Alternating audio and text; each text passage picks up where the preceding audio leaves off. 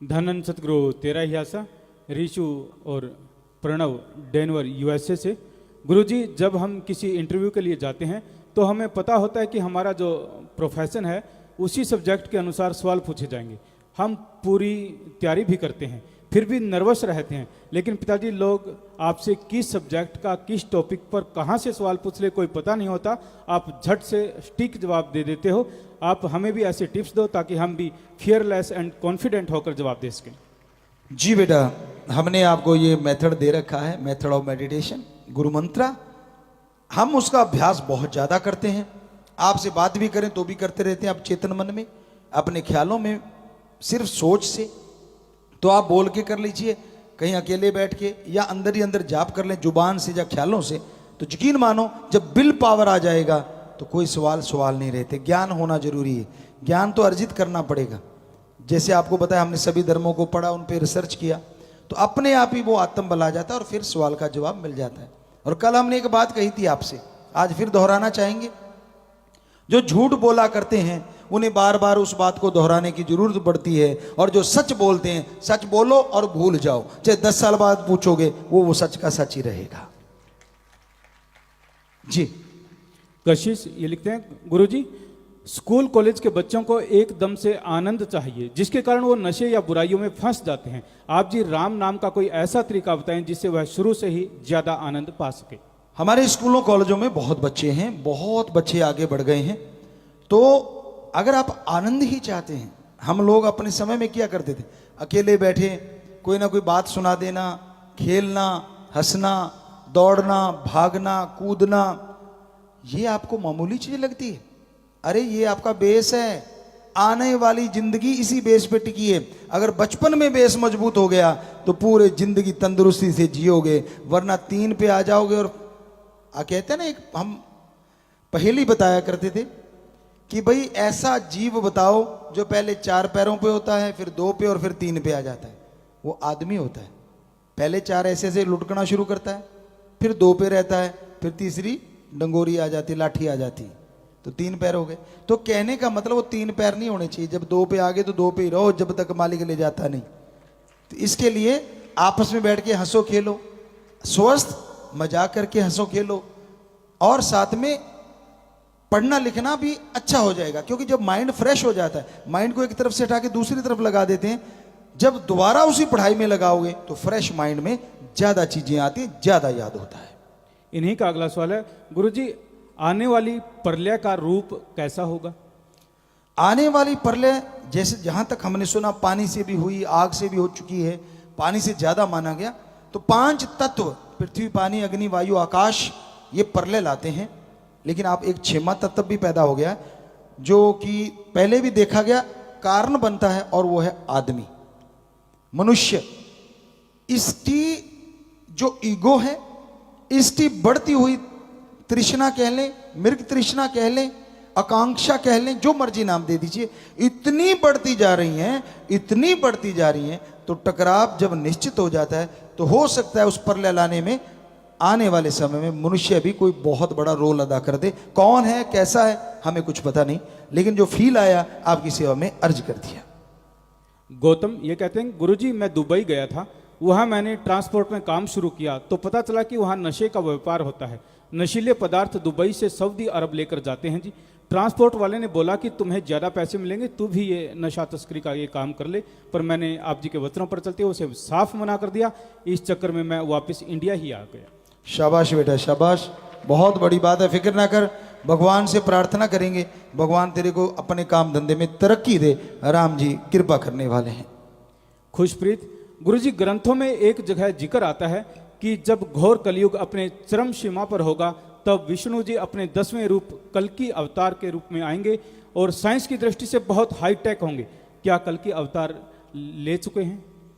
बेटा ये तो राम जाने और उसका काम जाने, हम कौन होते उसमें दखल देने वाले। और किसके पास है भगवान को पढ़ने की बात?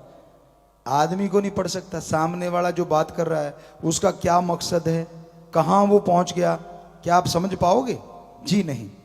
तो भगवान की मर्जी को कौन जाने, वो कब आएंगे कब जाएंगे किसी को पता नहीं चला।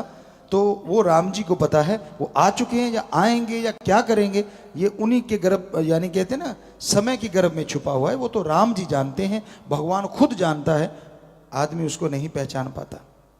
नवजोत इंसान ये लिखते हैं, गुरुजी आप जी ने अवचेतन मन के बारे में फरमाया था कि यह बहुत पावरफुल है, प्लीज इसके बारे में आगे बताएं कि अवचेतन मन से कैसे फायदा लिया जा सकता है। सिक्स सेंस, आज की भाषा में बोले तो सिक्स सेंस, जो अपनी जागृत रखी उसको ये सारी खुशियां मिल सकती हैं जो आपको बताया। जैसे संत या कोई भगत अपना सिक्स सेंस को ओपनली खोल लेते हैं, ये कभी कभी काम करती है। मान लो यहां से एक चीज आई तो अपने आप आंखें बंद हो गई, तो सिक्स सेंस है कि आंख में ना कुछ पड़ जाए, आंखें ऑटोमेटिकली बंद हो जाती, हुआ है ना, ऐसा होता है ना। तो वो सिक्स सेंस है जो आपकी हमेशा सचेत करती है आपको। ऐसी संत या कोई उच्च कोटि के भक्त सज्जन जो होते हैं, वो ऐसा अपने अंदर एक विल पावर क्रिएट करते हैं कि उनकी सिक्स सेंस हमेशा जगी रहती है, चलती रहती है। तो उसको जगाने के लिए राम का नाम है। जी, इन्होंने नाम नहीं लिखा। गुरुजी छोटे बच्चों को भी आज खान पान की वजह से बहुत गुस्सा आता है और हिंसा काफी बढ़ गई है, इसका कोई समाधान बताएंगे। माँ बाप के संस्कार अच्छे हों तो खान पान पे भी कंट्रोल हो सकता है, क्योंकि माँ बाप अगर बच्चे को अच्छे संस्कार देंगे, माँ बाप अगर अपने बच्चे के सामने झगड़ा नहीं करेंगे। आप ध्यान देना, कई बार आप झगड़ पड़ते हो मियाँ बीवी और बच्चे पास में होते, छोटे होते हैं, आपको लगता है इसको क्या पता, अरे अभी मिन्नू ने गर्भ में सारा कुछ सीख लिया था। और आज साइंस मानने लगी है कि दिमाग पहले बनता है बच्चे का, फिर बॉडी अपने आप बनती चली जाती है, हमें तो डॉक्टरों ने बताया।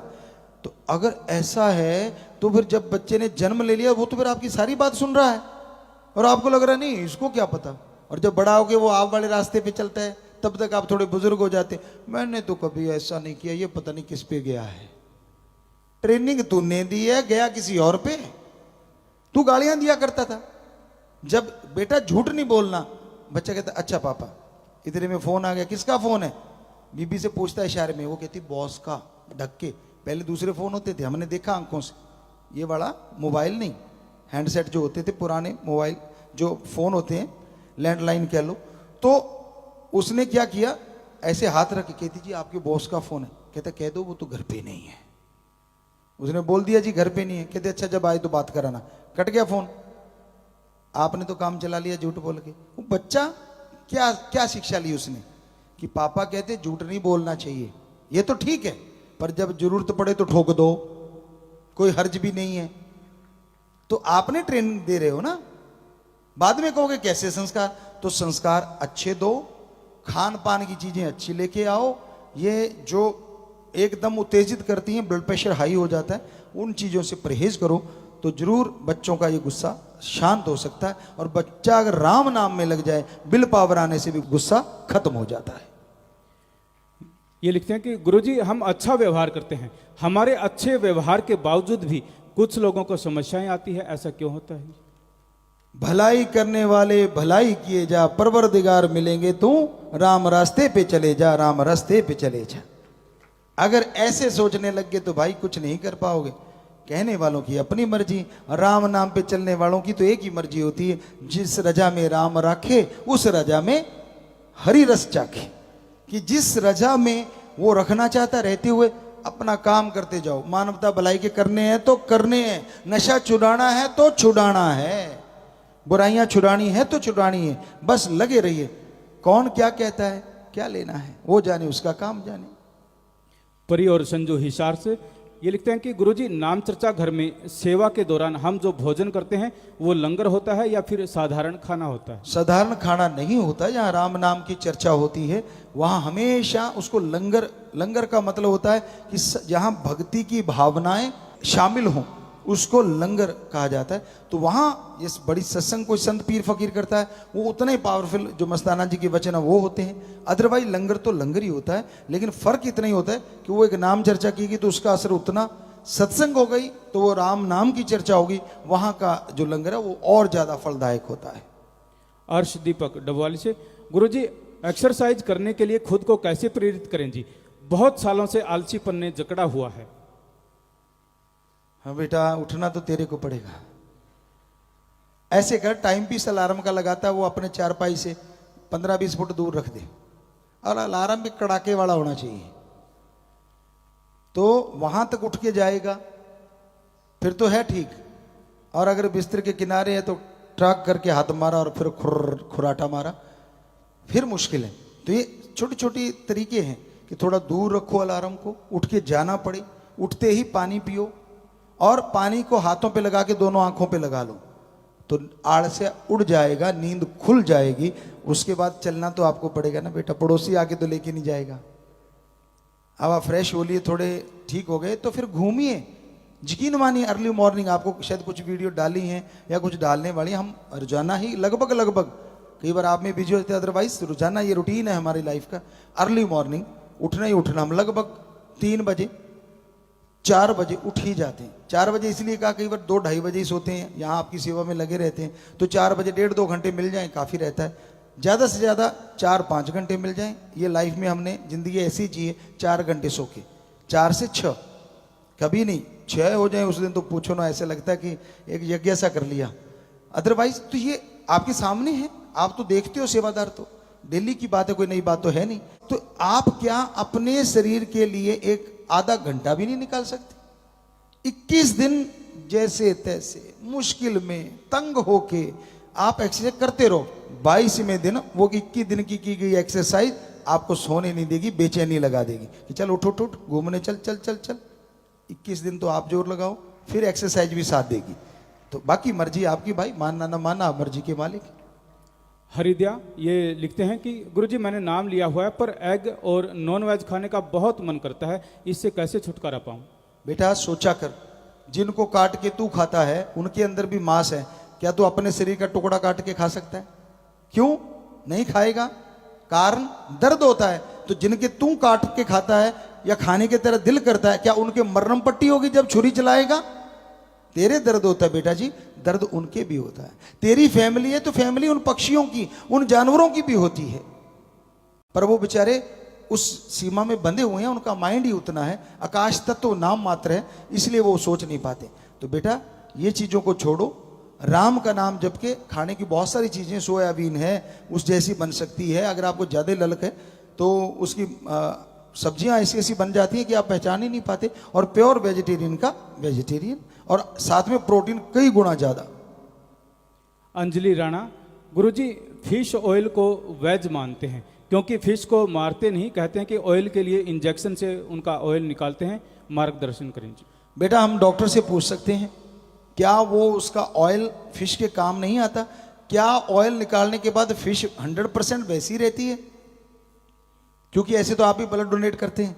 अगर आपका 7वें दिन पूरा हो जाता है तो अगर उस मछली का, फिश का जो ऑयल है, आप कह रहे हो कि वो इंजेक्शन से निकालते हैं, क्योंकि हम इस तह तक पहुंचे नहीं हैं, इस बारे में प्रयोग नहीं किया। हालांकि हम बहुत विज्ञान को मानते हैं, बहुत सारा नॉलेज है, लेकिन ये चीज़ हमने प्रैक्टिकली नहीं देखी ना करी। तो कोई भी डॉक्टर साहबान या कोई ऐसा साइंटिस्ट, जैसे न्यूजीलैंड से एक बच्चा हमें बताया करता है, अगर उनके नॉलेज में हो कि वो मछली को 5-7 दिन में वैसी ठीक हो जाती है वो ऑयल लेने के बाद, तो कोई हर्ज नहीं। अगर उस मछली पे उसका विपरीत प्रभाव पड़ रहा है तो फिर आपने बहुत बड़ा गुनाह कर लिया। अमनदीप ये लिखते हैं कि गुरुजी पढ़े लिखे लोगों को हालांकि पता होता है कि नशा बर्बादी का घर है और डॉक्टर्स भी बहुत नशा करने लगे हैं, कोई हल बताएं जी। भाई पढ़ लिख गए और फिर कड़ गए तो उसके बाद तो हल तो बड़ा मुश्किल होता है ऐसे लोगों के लिए, क्योंकि वो कह देते हैं हम तो ml थोड़ा छोटा सा पैक मारते हैं रात को सोते टाइम, थोड़ा सा बस 2-3 पैक मारते हैं, इससे आगे नहीं बढ़ते। कोई कहता नहीं नहीं हम यार दोस्त बैठ के मारते, कोई कहता नहीं नहीं मैं तो घर में अकेला बैठ के पीता हूँ। तो बहुत करोड़ों लोगों में हमें जिनका नशा छुड़वाया ऐसे बोलते हैं। और शुरुआत में वो छोटा छोटा पैक मारने वालों के बच्चे भी कहीं ना कहीं सामने तो चुपके शुरू हो जाते हैं। और आप कभी भी देख लो ना, स्पिरिट वगैरह है वो अगर आप पियोगे तो क्या होगा, जख्म को जब इतना जला देता है तो आंतड़ियां तो बहुत नाजुक हैं अंदर, अल्कोहल अंदर जाएगा, ये कैसे पॉसिबल है कि उनको तंदुरुस्त कर देगा। बाकी डॉक्टर साहबानों से पूछेंगे भी, हम यहाँ बैठे होंगे, सेवा पे आते हैं हमेशा, क्योंकि यहाँ बीमारी का इलाज फ्री होता है। तो अगर वाकई अल्कोहल पीने से आंतड़ियों का भला होता है फिर तो बात अलग है, हमारे ख्याल से तो 100% नुकसान ही होता है। तो ये चुपके ये शरेआम छोड़ दो तो अच्छी बात है, धर्म तो कहता है किसी धर्म में जगह ही नहीं है कि किसी भी तरह का नशा नहीं करना चाहिए। हिंदू, मुस्लिम, सिख, ईसाई, ये तो हमने पढ़े हैं, इनमें तो कहीं जिक्र नहीं। बाकी आप जिक्र करवा दो अपने हाथ से लिख के तो बात अलग है। पवित्र जो पुरातन हमारे प्राचीन ग्रंथ हैं कहीं जिक्र नहीं है, बल्कि रोका गया है कि ये नहीं।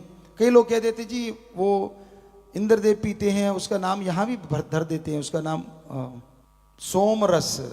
हम शराब नहीं, सोमरस पी रहे हैं। सोमरस का पता है कितना टाइम लगता है? अमृत को बोला गया एक तरह से, और ये आपका सोमरस। थोड़ा सा ज्यादा पी लो, कुत्ते मुंह ना चाटे तो कह देना, निकल जाता सारा सामान ऊपर से। ज्यादा पीते जाते हजम होता नहीं, सारा बाहर, और होश रहती नहीं। और फिर ये हमने अपनी आंखों से देखी है चीज, बुरा ना मनाना, आप लोगों का नहीं चाटा होगा, लेकिन हमने ऐसा होते देखा है कि उन्होंने उल्टियां करी और वो मुंह चट रहा और वो आगे से बोल रहा है। आपने सुनी है बात, शॉर्ट में बताना चाहेंगे।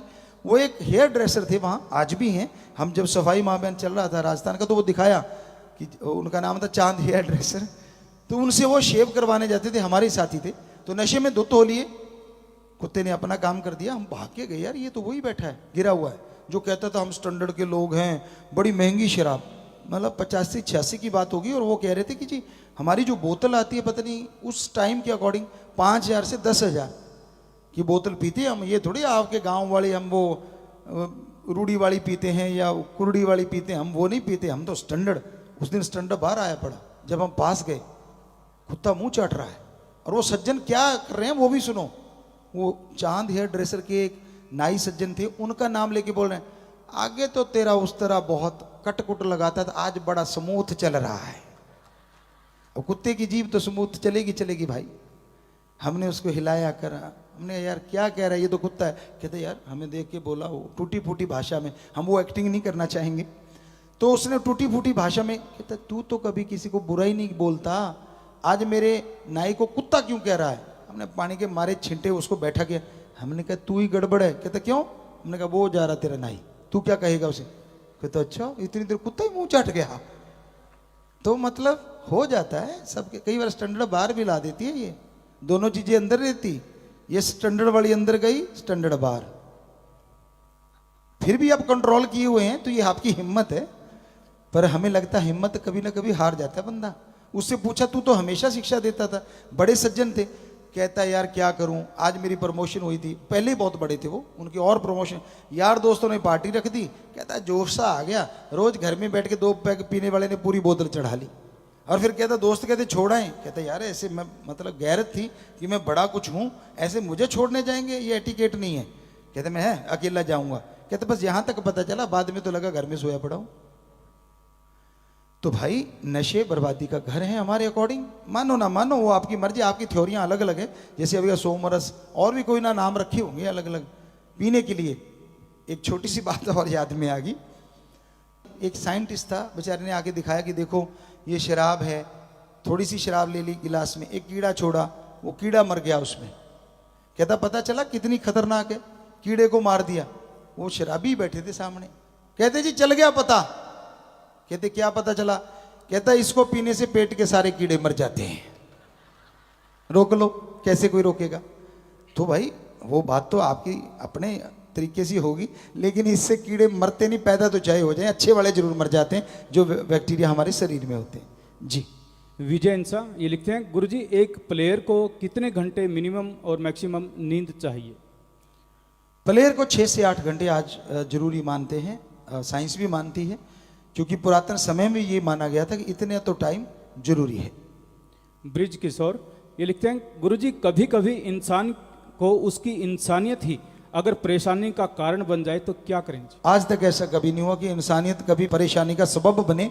आपने टेंशन ले ली होगी, थोड़ी बहुत परेशानियां सच पे चलने वालों को और इंसानियत पे चलने वालों को हमेशा से आती रही हैं। अगर आप में वो हिम्मत नहीं झेलने की तो इंसानियत छोड़ोगे थोड़ा ना।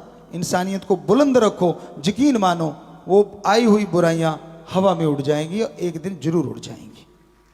संजय सैनी, गुरुजी जितने भी नाम चर्चा घर या डेरे हैं ऑल इंडिया वर्ल्ड में, उनकी एक बुक विद नेम और फोटो होनी चाहिए। अच्छा सुझाव है आपका, जरूर जिम्मेदार नोट कर लेंगे कि एक किताब बनाई जाए विद फोटो, तो अच्छा है। वो बच्चों को कभी उधर जाने का मौका मिलता है तो वहाँ जा सकते हैं। बढ़िया बात कही है, लिख लेंगे, जिम्मेवार इनका काम है भाई। हमारा तो राम नाम बाकी सब इंतजामात जितने भी होते हैं वो सेवादार जिम्मेवार सारी साथ संगत मिलके ही करती है। गुरुजी, जैसे हम किसी इंस्टीट्यूट से स्टडी कर रहे हैं, लेकिन वहाँ पर कोई टीचर अगर कुछ गलत बोलता है आपके बारे में, तो हमें बुरा लगता है, दुख भी होता है। ऐसी सिचुएशन में क्या करना चाहिए? बेटा, शांति जैसा कोई काम नहीं। आपको पता है पीर फकीर से आप जुड़े हैं कि हम तो खुली किताब हैं, सारी साथ संगत जानती है, वरना तो साथ संगत रुकती ना। पर आपको पता है, प्यार से विनम्रता से प्रार्थना कर दीजिए कि सर नहीं, फिर भी नहीं मानते, आप चुप रहिए और जाके सुमन कर लेना 5 मिनट। तेरे कानों में जो बुराई गई वो खत्म हो जाएगी, तेरी भक्ति में दाग नहीं लगता। पर आपा बहस में नहीं पड़ना, झगड़े में नहीं पड़ना। जी, आपकी बात बीच में है। अभी वो फिश वाली बात आ गई है हमारे पास, और वो बच्चा ऑनलाइन है।